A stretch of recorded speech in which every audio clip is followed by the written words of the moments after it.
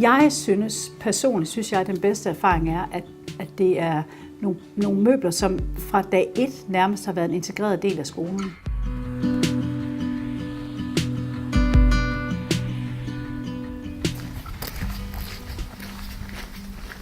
Hvis vi ved hjælp af vores inventar og vores anderledes måde at tænke på, kan gøre, at der er nogle børn, der bliver ved med og har lyst til at lære, så er det det værd.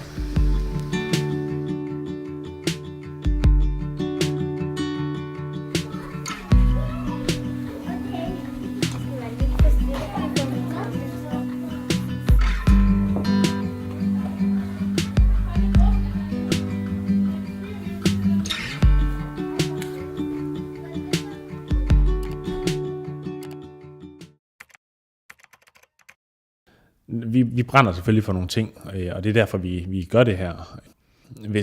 Hvis vi så kommer ud et sted, og vi kan se, at de ting, vi har lavet til den her institution, eller en skole, eller hvad det er, at det rent faktisk virker, og det gør noget for de her børn. Det betyder jo alt, kan man sige.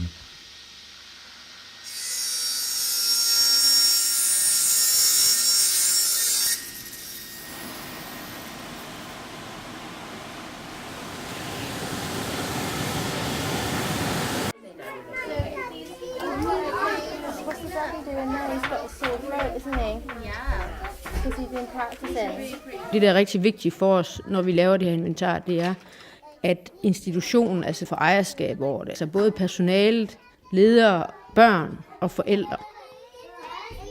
Hvis ikke de ting, vi laver, de gjorde noget ude i de her institutioner, så kunne vi lige så godt beholde de her kataloger, som vi har i dag, hvor man kan gå ind og sige, jamen, så skal vi have nogle reoler og lidt forskellige.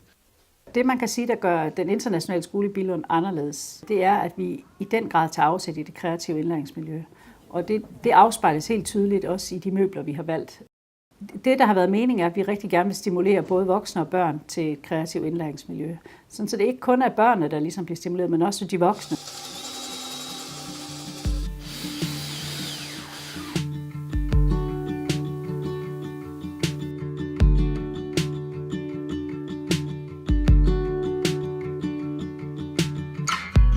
Jeg tænker, et eller andet sted, der vil vi gerne gøre en forskel i institutionerne.